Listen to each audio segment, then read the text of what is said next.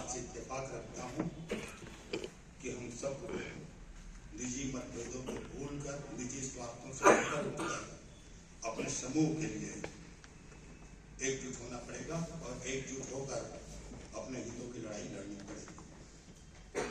संघे शक्ति कलयुगे, पुरानी कहावत है, स्लोगन समाज के भीतर है।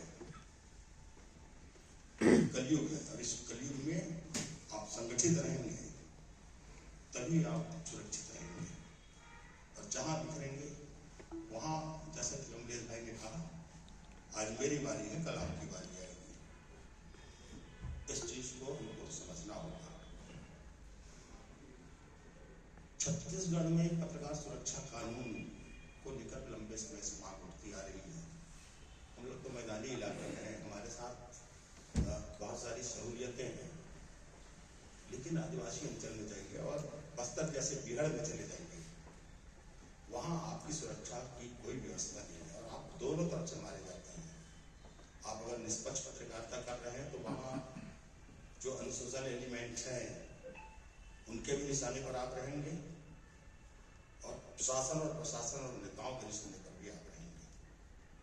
तो तरफा वार होगा आपके ऊपर, और हो रहा है, वहां पर लगातार हो रहा है। कमल शुक्ला जैसा जुझारू पत्रकार कितनी बार वहां प्रताड़ित हुआ है, लेकिन उनकी आवाज को कोरबा ने कितनी बार उठाया है? कभी नहीं। हम अपनी सहूलियतों के हिसाब से काम करते हैं। आज मुझको अच्छा लगा जब हमारे जुझारू पत्रकार साथी के लिए कोरबा प्रेस क्लब ने ये शोक सभा आयोजित की और निर्णय लिया कि इस मामले को हमको आगे बढ़ाना है। ये केवल एक मामले की बात नहीं है, ऐसे मामले रोज रोज हमारे बीच हमारी जानकारी में आते हैं, संज्ञान में आते हैं। ऐसे सारे मामलों में हमको सामने आना चाहिए, खड़ा होना चाहिए हमको तन कर। पत्रकार सुरक्षा कानून की बात है, हम अपने जन सरोकार को लेकर इस फील्ड में आए हैं। हमारी रोजी रोटी की व्यवस्था नहीं है, इसलिए हम नहीं आए इस फील्ड पे। हमारे भीतर एक जज्बा है और वो जज्बा सीधे समाज से जुड़ा हुआ है, समाज के हित से जुड़ा हुआ है, इसलिए हम सबसे अलग हैं और इस फील्ड में आके काम कर रहे हैं। इस बात को सबसे पहले हमको महसूस करना होगा, समझना होगा। अगर हम नहीं समझते इस बात को तो हमको समझना पड़ेगा, और इस बात को समझने के बाद एक दूसरी बात आपको और समझनी पड़ेगी। इन नेताओं को समाज सेवा के लिए कौन निमंत्रित करता है? या आम आदमी उनको निमंत्रण देने जाता है, तो आइए आप नेतागिरी कीजिए, हमारा नेता बन जाइए। इनका स्वार्थ, इनकी महत्वाकांक्षा इनको राजनेताओं के पीछे चप्पलें खींचने को और नाक रगड़ने को मजबूर करती है, और एक टिकट लेते हैं, विधायक बनते हैं, सांसद बनते हैं, जनप्रतिनिधि बनते हैं और बोलते हैं हम जन सेवा कर रहे हैं। क्या जन सेवा कर रहे हैं? उस जन सेवा के बदले तुम वेतन खा रहे हो, वेतन ले रहे हो शासन के खजाने से। हमारे टैक्स के जो पैसे शासन के खजाने में जमा होते हैं उससे आप वेतन लेते हो, आप सेवा नहीं कर रहे हो, आप नौकरी कर रहे हो, चाकरी कर रहे हो। ये अधिकारी बोलते हैं कि हम जन सेवा कर रहे हैं, जन सेवा नहीं करते। जो काम करते हैं उसका मूल्य लेते हैं, वेतन लेते हैं। जन सेवा हम करते हैं, हमको कोई वेतन नहीं मिलता कहीं से। हम अपने संस्थान से वेतन लेते हैं और समाज के लिए काम करते हैं। हमारा संस्थान भी हमारी तरह समाज सेवा के लिए काम करता है। हम उस व्यवस्था में आते हैं, तो ये हमारे ऊपर नहीं हो सकती। कोई नेता, कोई अधिकारी या कोई दूसरे लोग हमारे ऊपर नहीं हो सकते। सर्वोच्च तो हम ही रहेंगे। इस बात को भी हमको समझना पड़ेगा, और इसके लिए अपनी ताकत को प्रदर्शित करना होगा। हमको लोगों को एहसास कराना पड़ेगा कि हमारी ताकत क्या है। ये तब होगा जब हम समूह में रहेंगे, एकजुट होकर अपने हितों के संरक्षण के लिए काम करेंगे। मेरा प्रस्ताव है इस मुद्दे को पूरे छत्तीसगढ़ में कोरबा प्रेस क्लब को अब तक का सबसे जुझारू प्रेस क्लब माना जाता रहा है। भविष्य में नहीं जानता, लेकिन 20 साल में वैसा कोई मूवमेंट नहीं हुआ है। 22 साल में एक बार कोरबा प्रेस क्लब को अपनी ताकत दिखानी होगी, और इस लड़ाई को बस्तर की बजाय कोरबा से आगे बढ़ाना होगा। अगर ये हम कर सकते हैं तो आज जो हम श्रद्धांजलि अर्पित कर रहे हैं यह तो प्रतीकात्मक है।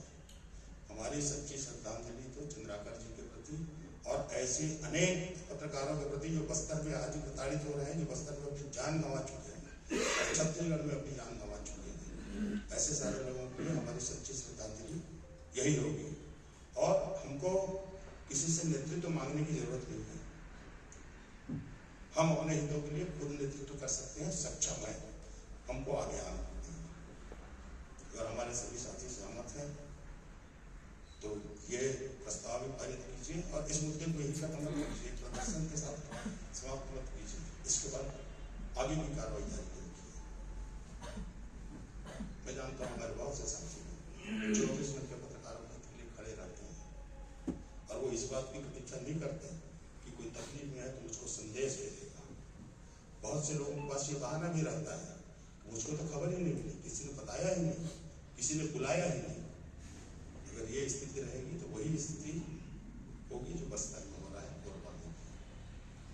इस बात को समझना पड़ेगा। स्वस्फूर्त तरीके से अगर हमारे किसी साथी के साथ कोई घटना होती है तो आपको स्वस्फूर्त तरीके से मौके पर पहुंचना होगा, उसके लिए लड़ना पड़ेगा, उसके साथ खड़ा होना पड़ेगा। इस जज्बा के साथ अगर आप आगे बढ़ते हैं तो मैं बोलता हूँ, आज मेरा दावा है अगर कोरबा प्रेस क्लब चाह लेगा तो जो पत्रकार सुरक्षा कानून राज्यपाल के टेबल पे लंबित पड़ा है वो पास हो जाएगा।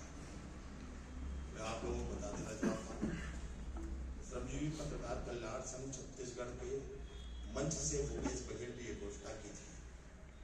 उस कार्यक्रम में उनको आना था तो उन्होंने मैसेज किया कि आपके मंच पे आने से पहले मैं बड़ा काम करना चाहता हूँ, उसकी घोषणा आपके मंच पे करना चाहता हूँ। भूपेश बघेल 2 घंटे लेट आए हमारे कार्यक्रम में।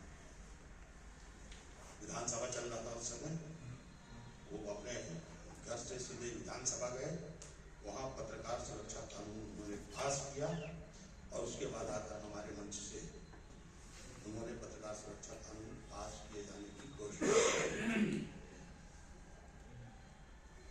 श्रेय लेने की बात नहीं है, लेकिन इस चीज को आप आगे बढ़ाने की जरूरत है, ये हमको समझना पड़ेगा। और हमारी दृष्टि बिल्कुल साफ होनी चाहिए, हमारी क्या पोजीशन है, वास्तविकता क्या है, हम कर क्या रहे हैं, प्रशासन की क्या स्थिति है, शासन की क्या स्थिति है, नेताओं की क्या स्थिति है, ये समझना पड़ेगा। आपके मुकाबले कोई न कोई नेता है, न प्रशासन का अधिकारी, हर कोई अपने काम का मूल्य ले रहा है।